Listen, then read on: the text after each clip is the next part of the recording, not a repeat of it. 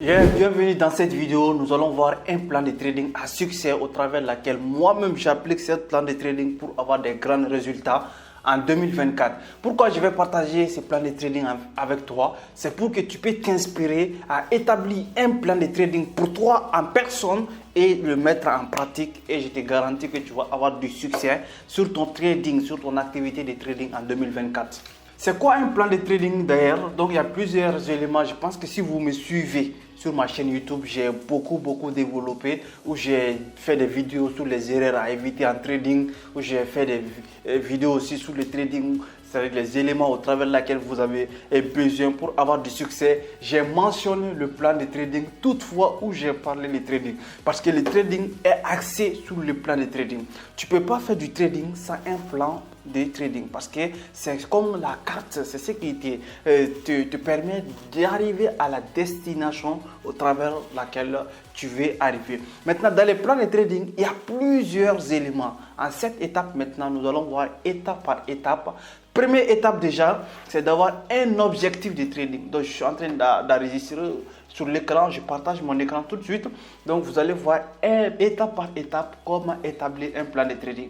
Donc, je disais déjà, numéro 1, c'est d'avoir objectif de trading. Donc, je vais l'abréger. On va continuer. Donc, sur l'objectif de trading, on a deux types d'objectifs. Le premier type d'objectif, c'est objectif à court terme. L'objectif à court terme, c'est quoi? Par exemple, dans la semaine, quel pourcentage de trading tu veux avoir? Tu sais quel pourcentage tu veux faire sur ton capital, ou bien sur le mois, quel pourcentage tu veux faire sur ton capital. Par exemple, si tu trades avec un capital de 100 000 dollars ou bien 50 000 dollars ou bien 200 000 dollars, donc pour les personnes qui ont des comptes financiers, sinon même si tu négocies avec un compte de trading de 100 dollars, tu dois pratiquement avoir un objectif. Quel pourcentage de trading tu veux le faire sur ton capital à court terme, en mensuel.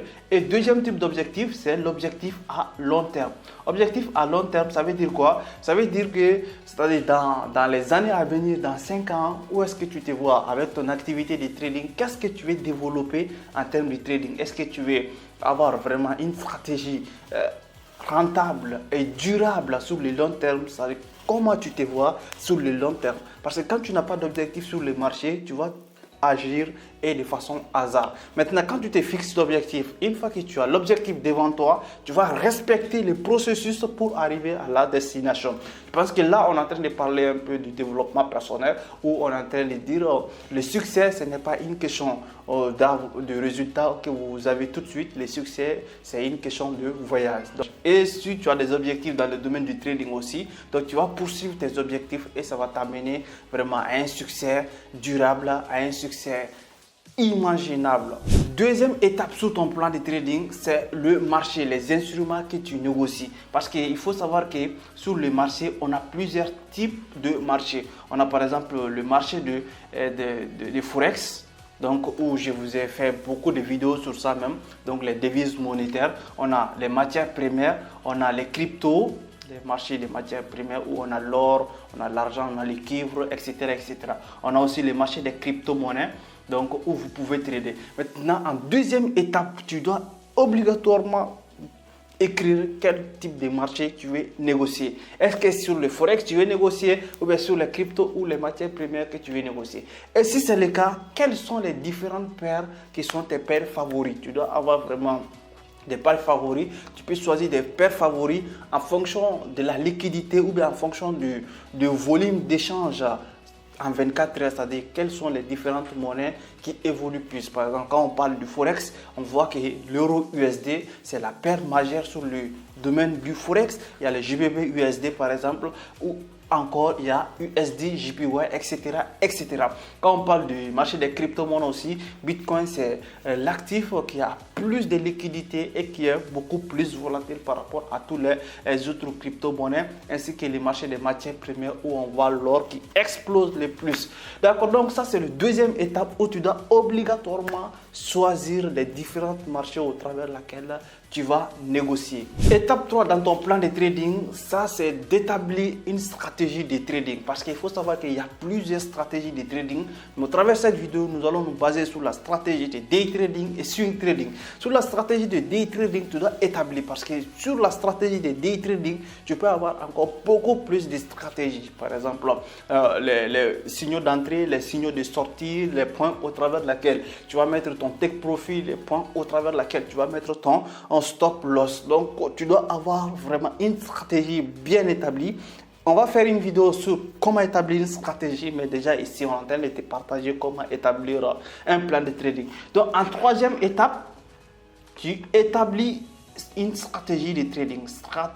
Stratégie de trading. Maintenant, il y a plusieurs stratégies de trading. Tu peux développer une, deux, trois, plusieurs. Pourquoi? Parce que chaque marché, les marchés, par exemple, nous sommes sur une tendance haussière. Il y a des stratégies qui marchent, qui ne marchent pas. Si nous sommes dans une tendance qui consolide, ou bien si nous sommes sur une tendance qui est baissière.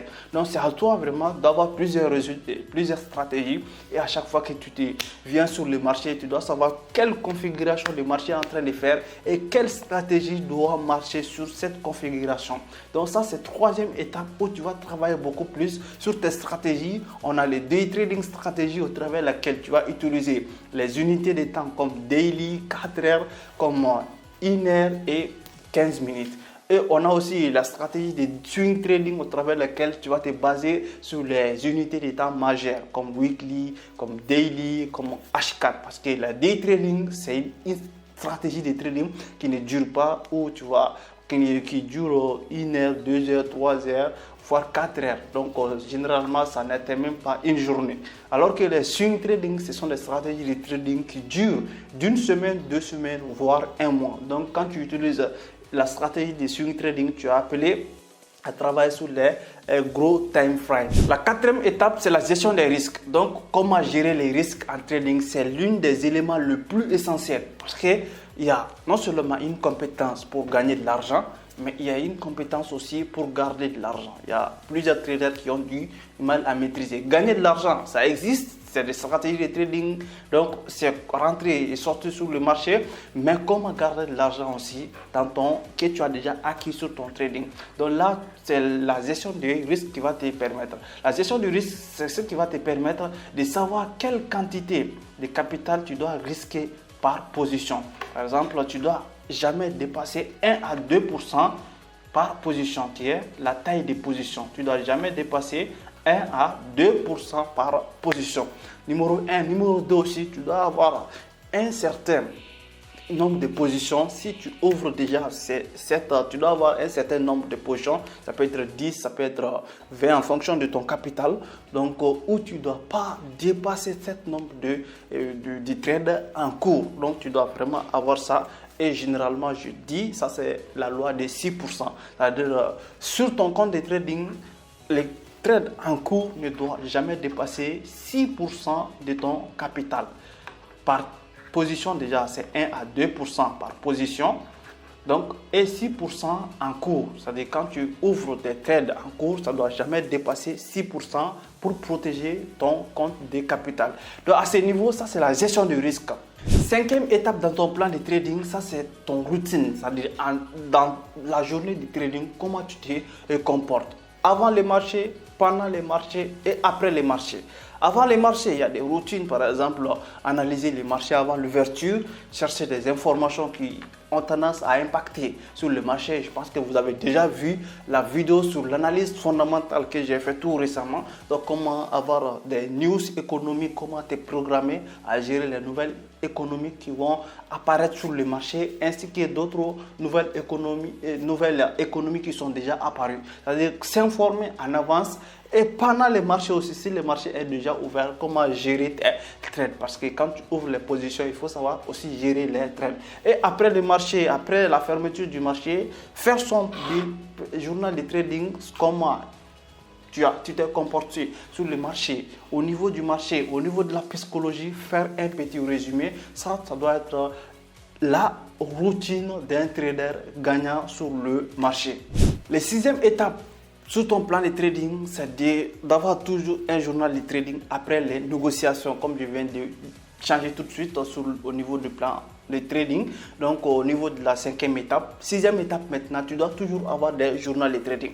Journal de trading, c'est ce qui va te permettre de mesurer tes performances. Est-ce que voilà, sur le marché, ma stratégie elle est bonne, comment je me comporte psychologiquement. Par exemple, il y a des traders qui vont prendre des trades gagnants, ils vont couper en avance avant qu'ils les tradent par à leur position. Il y a des traders qui ne vont pas accepter le niveau de gestion des risques, par exemple, ils vont risquer plus qu'ils pouvaient accepter. Par exemple, si je te dis de ne pas dépasser 1 à 2% par trade, tu vas te dire que tu vas trouver une opportunité, tu vas penser que c'est l'opportunité jamais existé sur le trading, tu vas miser jusqu'à 3% de ton compte et l'effet que le marché va partir par exemple contre toi un tout petit peu, tu vas couper et sortir directement sur la position et après le marché part dans le sens que tu as déjà indiqué et tu n'es pas dans les trades parce que tu as déjà coupé. Qu'est-ce qui a fait? Parce que tu es déjà sorti sur le marché, tu n'as pas accepté les risques que tu avais pris.